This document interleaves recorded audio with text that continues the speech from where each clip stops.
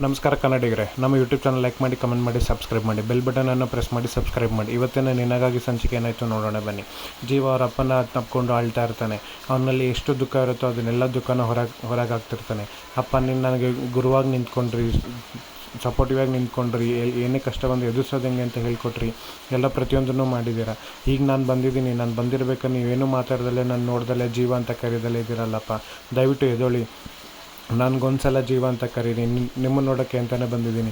ಅಪ್ಪ ಅಂತ ಒಪ್ಕೊಂಬಂದಿದ್ದೀನಿ, ಅಪ್ಪ ಅಂತ ಕರಿತಿದ್ದೀನಿ, ದಯವಿಟ್ಟು ಎದೊಳಪ್ಪ, ಇನ್ನೊಂದ್ಸಲ ನಾನು ಜೀವ ಅಂತ ಕರಿಯಪ್ಪ ಅಂತ ಜೀವ ಕೂಗರಿತಾ ಇರ್ತಾನೆ ಅವರಪ್ಪನ.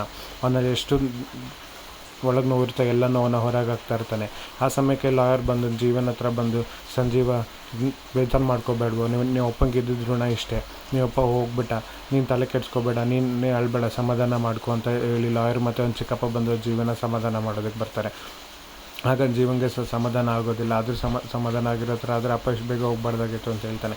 ಅದಕ್ಕೆ ಲಾಯರ್ ಹೇಳ್ತಾನೆ, ಮುಂದೆ ಆಗಬೇಕಾಗಿರೋ ಕಾರ್ಯಗಳು ತುಂಬ ಇದೆ, ದಯವಿಟ್ಟು ಆ ಕಾರ್ಯ ಕಡೆ ಗಮನ ಕೊಡು. ಒಂದು ಚಿಕ್ಕಪ್ಪ ಹೇಳ್ತಾನೆ, ಈ ಚಿಕ್ಕ ಯಜಮಾನ್ರು ಅಂತ ಕರೆದು ನಿನ್ನನ್ನು ಎಷ್ಟು ಮರ್ಯಾದೆ ಕೊಡ್ತಾರೆ, ನೀನು ಆ ಮರ್ಯಾದೆಯನ್ನು ಉಳಿಸ್ಕೋಬೇಕು ಇನ್ಮೇಲೆ ಅಂತ ಒಂದು ಚಿಕ್ಕಪ್ಪ ಸಂಜೀವಂಗೆ ಹೇಳ್ತಾರೆ. ದಯವಿಟ್ಟು ಸಮಾಧಾನ ಮಾಡ್ಕೋ ಸಂಜೀವ ಅಂತೇಳಿ ಲಾಯರ್ ಮತ್ತು ಒಂದು ಚಿಕ್ಕಪ್ಪ ಇಬ್ಬರು ಜೀವಂಗೆ ಸಮಾಧಾನ ಮಾಡ್ತಾರೆ. ಜೀವ ಅಲ್ಲ, ಇನ್ಮೇಲೆ ಅವನು ಸಂಜೀವ. ಸಮಾಧಾನ ಮಾಡ್ತಾ ಇರ್ಬೇಕಾದ್ರೆ ಇಲ್ಲಿ ಕಪಿಲ್ ಬಂದು ರಾಣಂಗೆ ಹೇಳ್ತಾನೆ, ನೋಡೋಣ ಇವನು ಎಲ್ಲಿದ್ದಣ್ಣ, ಹೆಂಗಣ್ಣ ಬಂದ ಇವನು ಅಂತ ಕಪಿಲ್ ರಾಣನ ಹತ್ರ ಹೇಳ್ತಿರ್ತಾನೆ. ಆಮೇಲೆ ಜೀವ ಮುಂದಿನ ಕಾರ್ಯ ಮಾಡಬೇಕಂತ ಹೇಳಿದ್ದಕ್ಕೆ ಅವ್ನು ಅಲ್ಲಿದ್ದಿದ್ದು ಸೌದೆನೆಲ್ಲ ತೊಗೊಂಬಂದು ಅವರಪ್ಪನ ಮೇಲೆ ಇಡ್ತಾನೆ. ಇಲ್ಲಿ ರಚನೆ ಇದು ಹಿಂಗೆ ಸಾಧ್ಯ, ಇದು ಹಿಂಗೆ ಆಗುತ್ತೆ ಅಂತ ಕೇಳಿದಾಗ ಬಾಲ ಹೇಳ್ತಾನೆ, ಅವನೇ ಈ ಸಾಮ್ರಾಜ್ಯಕ್ಕೆ ಒಡೆಯ, ಚಿನ್ನದ ಅಧಿಪತಿ, ಅವನಂತ ಶ್ರೀಮಂತ ಇನ್ಯಾರೂ ಇಲ್ಲ ಅಂತ ಬಾಲ ಹೇಳ್ತಾನೆ. ಆಗ ಜೀವ ಅವರಪ್ಪನೇ ನೋಡ್ತಾ ಕೊನೆಯದಾಗಿ ಮಾತುಗಳನ್ನ ಅವರಪ್ಪನ ಹತ್ರ ಆಡ್ತಾ ಇರ್ತಾನೆ. ದೇವಿ ಇದನ್ನು ನೋಡಿ ತುಂಬ ಅಳೋದಕ್ಕೆ ಶುರು ಮಾಡ್ತಾಳೆ. ಕೊನೆಗೂ ಅಣ್ಣ ಬಂದು ಆ ದೊಡ್ಡಪ್ಪನ ಅಗ್ನಿ ಸಂಸ್ಕಾರ ಮಾಡ್ತಾಯಿದ್ದಾನೋ ಅಂತದನ್ನು ನೋಡ್ತಾ ನಿಂತಿರ್ತಾಳೆ. ಅಲ್ಲಿ ಲಾಯರ್ ಕೂಡ ಆಳ್ತಾ ಇರ್ತಾರೆ. ಜೀವ ಮಡಿಕೆ ತೊಗೊಂಡು ಮೊದಲನೇ ಸುತ್ತನ್ನು ಹಾಕಿ, ಮತ್ತು ಎರಡನೇ ಸುತ್ತನ್ನು ಹಾಕಿ, ಮತ್ತು ಮೂರನೇ ಸುತ್ತನ್ನು ಹಾಕಿ ಚಿತೆ ಸುತ್ತ ಮಡಿಕೆನ ಕೆಳಗೆ ಹೊಡಿತಾನೆ. ಅವನು ಮಾಡಬೇಕಾಗಿರೋ ಕಾರ್ಯಗಳನ್ನ ಮಾಡೋದಕ್ಕೆ ಶುರು ಮಾಡ್ತಾನೆ. ಅದು ಮಾಡ್ತಾ ಎಲ್ಲರೂ ಭಾವುಕರಾಗಿರ್ಬೇಕಾದ್ರೆ ಎಲ್ಲರೂ ಅಳ್ತಾ ನಿಂತಿರ್ತಾರೆ. ಇಲ್ಲಿ ಜೀವ ಮಡಿಕೆನ ಕೆಳಗೆ ತಾಕಿ ಹೋಗಿ ಜೊತೆಗೆ ಕೊಳ್ಳಿಡೋದಕ್ಕೆ ಅಂತ ಹೋಗ್ತಾನೆ. ಇಲ್ಲಿ ರಚನಾ ಬಾಲನ್ ಕೇಳಿದಾಗ ಬಾಲ ಹೇಳ್ತಾನೆ, ಅವನೇ ಈ ಸಾಮ್ರಾಜ್ಯಕ್ಕೆ ಒಡೆಯ, ಕೋಟ್ಯಾಧೀಶ್ವರ, ಅವನು ಕೋಟ್ಯ ಆಸ್ತಿಗಳಿಗೆ ಲೆಕ್ಕನೇ ಇಲ್ಲ, ದ ಗ್ರೇಟ್ ಆರರ್ ಗೋಲ್ಡ್ನ ಓನರ್ ಅವನು ಅಂತ ಹೇಳ್ತಾರೆ. ಅದನ್ನು ಕೇಳಿ ರಚನೆಗೆ ಶಾಕ್ ಆಗುತ್ತೆ.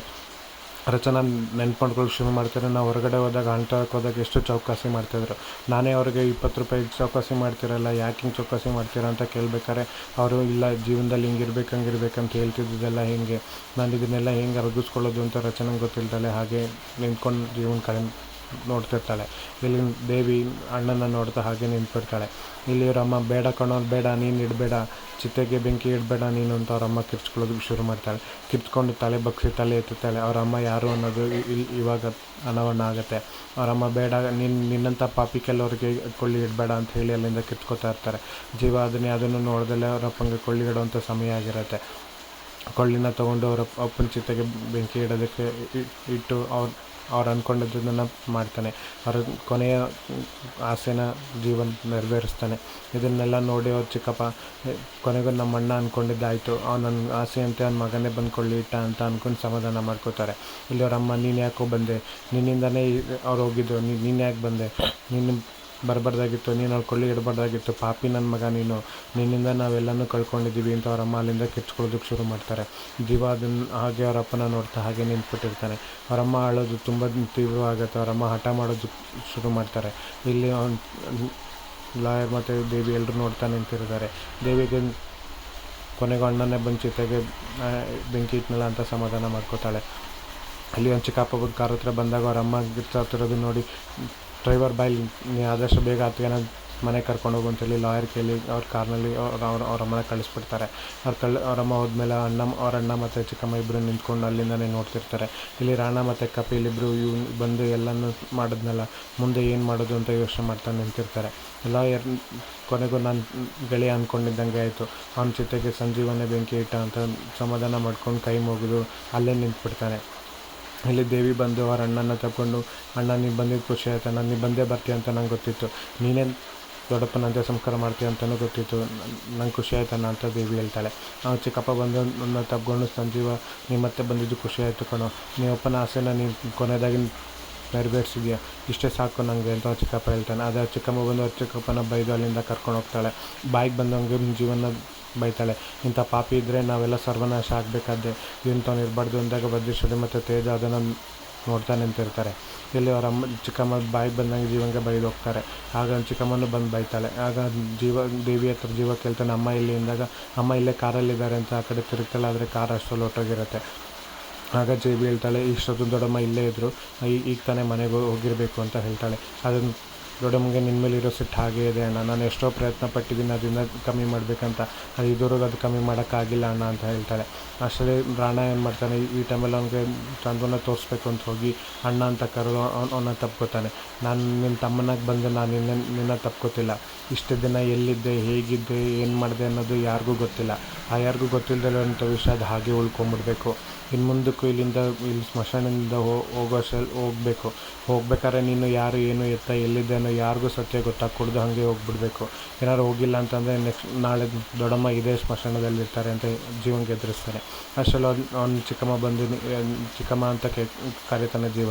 ಅದಕ್ಕೆ ಯಾರೋ ಚಿಕ್ಕಮ್ಮ ನಿನಗೆ, ನೀನು ಮಾಡಿರೋ ಕೆಲಸಕ್ಕೆ ನಾನು ನಿನ್ನಂತ ಚಿಕ್ಕಮ್ಮ ಅಂತ ಬೇರೆ ಕರ್ಸ್ಕೋಬೇಕಾ, ನನಗೂ ನಿನಗೂ ಯಾವ ಸಂಬಂಧನೂ ಇಲ್ಲ ಅಂತ ಬಾಯಿಗೆ ಬಂದಾಗ ಅವ್ರು ಚಿಕ್ಕಮ್ಮನ ಜೀವನ ಬೈದಲ್ಲಿಂದ ಹೊರಟೋಗ್ತಾರೆ. ಅಲ್ಲಿ ಎಲ್ಲರೂ ಬೈತಾ ಇರೋದನ್ನು ರಚನಾ ಅಲ್ಲೇ ನಿಂತ್ಕೊಂಡು ನೋಡ್ತಿರ್ತಾಳೆ. ಆಗ ರಚನಾ ಬಾಲನ್ ಕೇಳ್ತಾರೆ, ಯಾಕೆ ಎಲ್ಲರೂ ಜೀವನ ಈ ಥರ ಬೈತಿದ್ದಾರೆ, ಅವರೇನೋ ಮಹಾನ್ ತಪ್ಪು ಮಾಡಿದ್ದಾರೆ, ಏನೋ ಕೊಲೆ ಮಾಡಿದ್ದಾರೆ ಅನ್ನೋ ರೀತಿಯಲ್ಲಿ ಅವ್ರನ್ನ ಬೈತಾ ಇದ್ದಾರೆ, ಯಾಕೆ ಎಲ್ಲರೂ ಮನೆಯವರೆಲ್ಲೂ ಜೀವನ ಹಿಂಗೆ ಬೈತಾ ಇದ್ದಾರೆ, ಏನಾಗಿದೆ ಬಾಲ ಅಂತ ಕೇಳಿದಾಗ ಬಾಲ ಹೇಳ್ತಾನೆ, ನಿಮ್ಮ ಪ್ರಶ್ನೆಗಳೆಲ್ಲ ಸಹಜವಾಗಿರೋದೆ, ಆದರೆ ಉತ್ತರನ ಜೀವನೇ ನಿಮಗೆ ಕೊಡ್ತಾನೆ, ಅದು ನಿಧಾನವಾಗಿ ಕೊಡ್ತಾನೆ. ದಯವಿಟ್ಟು ಈ ಸಮಯದಲ್ಲಿ ಅವನ್ನ ಏನು ಕೇಳಬೇಡಿ, ಏನೂ ಮಾಡಬೇಡಿ, ಉತ್ತರ ಸಿಗಬೇಕಾಗಿರೋ ಸಮಯಕ್ಕೆ ನಿಮ್ಗೆ ಉತ್ತರ ಸಿಗುತ್ತೆ ಅಂತ ರಚನೆಗೆ ಹೇಳ್ತಾನೆ. ಇಲ್ಲಿ ಎಲ್ಲರೂ ನೋಡಬೇಕಲ್ಲ, ಅವ್ರ ಮುಂದೆ ಬಂದು ಜೀವನ ನನ್ನ ಹತ್ರ ಮಾತಾಡೋದು ತುಂಬ ಇದೆ, ಈಗ ನಿಮ್ಮ ಅಪ್ಪನ ಕಾರ್ಯ ಆಗಬೇಕಾಗಿತ್ತು, ನೀನೇ ಮಾಡಬೇಕಾಗಿತ್ತು, ಅದೊಂದು ಕೊನೆಯ ಆಸೆ ಆಗಿತ್ತು, ಅದನ್ನು ನೀನು ಬಂದು ನೆರವೇರಿಸಿದ್ಯಾ. ಇಲ್ಲಿ ನೀನು ಮಾಡಬೇಕಾಗಿರೋ ಕೆಲಸ ತುಂಬ ಇದೆ, ನಿಮ್ಮಪ್ಪ ಅಂದ್ಕೊಂಡಿರೋ ಕೆಲಸಗಳು ತುಂಬ ಉಳಿದೋಗಿದೆ, ಎಲ್ರದ್ದು ಲೆಕ್ಕನ ಚುಪ್ತ ಮಾಡೋಂಥ ಸಮಯ ಬಂದಿದೆ, ನೀನು ಆ ಲೆಕ್ಕನೆಲ್ಲ ಚುಪ್ತ ಮಾಡಲೇಬೇಕು ಜೀವ, ನೀನು ಇಲ್ಲೇ ಇದ್ದು ಆ ಲೆಕ್ಕನೆಲ್ಲ ಚುಪ್ತ ಮಾಡೋವಂಥ ಕೆಲಸಕ್ಕೆ ನಾನು ಸಹಾಯ ಮಾಡ್ತೀನಿ ಅಂತ ಹೇಳ್ತಾನೆ. ನೀನು ಇದನ್ನೆಲ್ಲ ಮುಗಿಸೋ, ನಾನು ಮತ್ತೆ ಬಂದು ನಿನ್ನ ಭೇಟಿ ಆಗ್ತೀನಿ, ಹಾಗೆ ನಿನ್ನ ಹತ್ರ ಮಾತಾಡೋವಂಥ ವಿಷಯಗಳು ತುಂಬ ಇದೆ, ನಾನು ನಿನ್ನ ಹತ್ರ ಎಲ್ಲನೂ ಮಾತಾಡ್ತೀನಿ ಅಂತ ಲಾಯರ್ ಹೇಳಿ ಅಲ್ಲಿಂದ ಹೊರಡ್ತಾರೆ.